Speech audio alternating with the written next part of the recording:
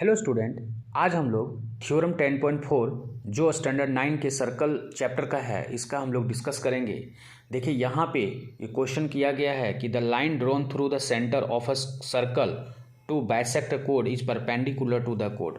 तो सपोज मान लीजिए कि हम लोग एक सर्कल लेते हैं और यहाँ पर हम लोग एक कोड ले लेते हैं। कोड एक ऐसा लाइन सेगमेंट होता है जो सरकमफेरेंस के किसी भी दो पॉइंट को ज्वाइन करने से बनता है।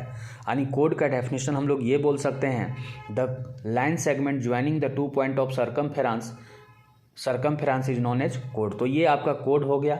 अब इस कोड के ऊपर सेंटर से ना एक लाइन ड्रॉ किया गया है और ये लाइन जब ड्रॉ करेगा तो इस कोड को ये बाइसेक्ट तो कर रहा है, बाइसेक्ट कर रहा है। ये हम लोग का थ्योरम में ही पहले बोल दिया कि ये जो लाइन ड्रॉ किया गया सेंटर से इस कोड के ऊपर वो बाइसेक्ट कर रहा है।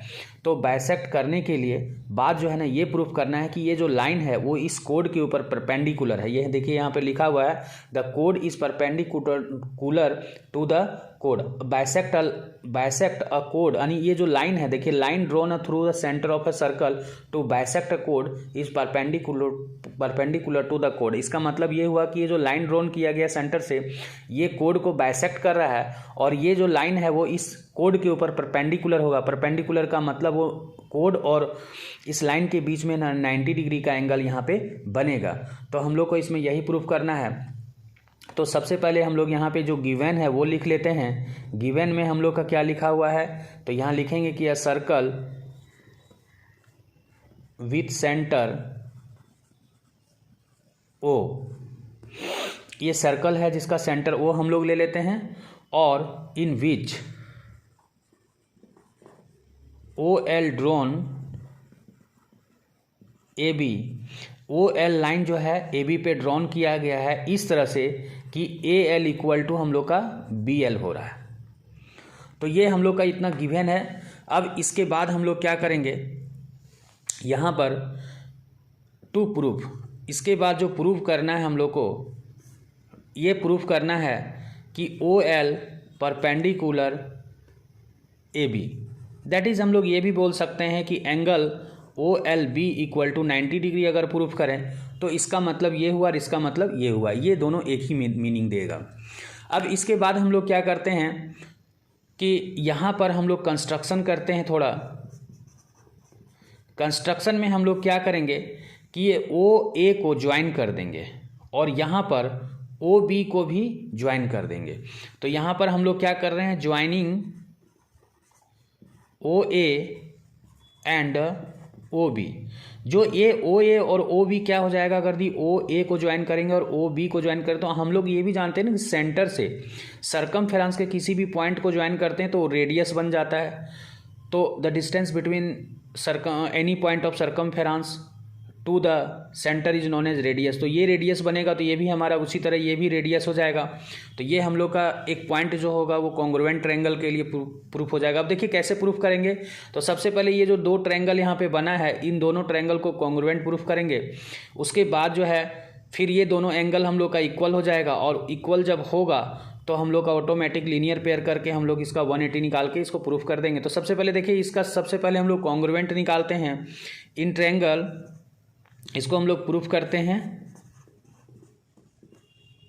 तो प्रूफ में हम लोग क्या करेंगे कि इन triangle O A L and O L B, ये दोनों ट्रायंगल को हम लोग लेते हैं।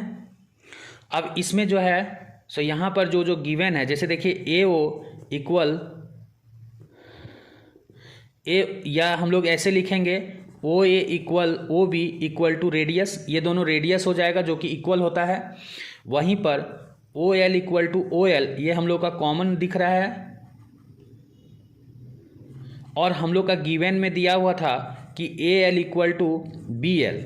यहाँ पे ये हम लोग का गिवन है। तो इस तरह से ये क्या हो गया हम लोग का, इस तरह से ये हम लोग का जो है सो हम लोग का यहाँ पर एस क्राइटेरिया से,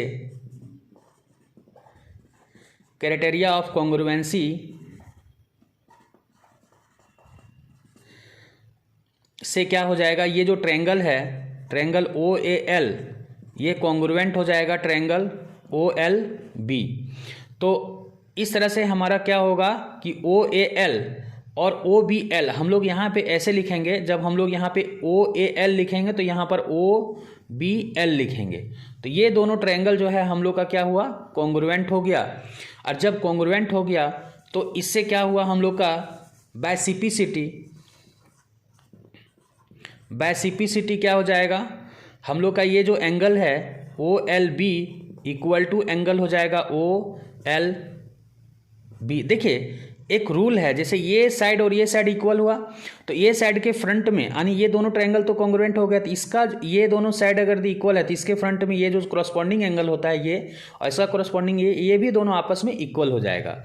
अब यहाँ पर हम लोग क्या करेंगे, OLB प्लस एंगल OLB। देखिए यहाँ पर जो है, यहाँ पर जो है ना, ये एंगल के लिए हम लोग लिखेंगे यहाँ पर हम लोग OLA कर देंगे इक्वल टू OLB। तो ये जो एंगल है OLA प्लस एंगल OLB, ये दोनों मिल करके हम लोग का क्या हो जाएगा, 180 हो जाएगा।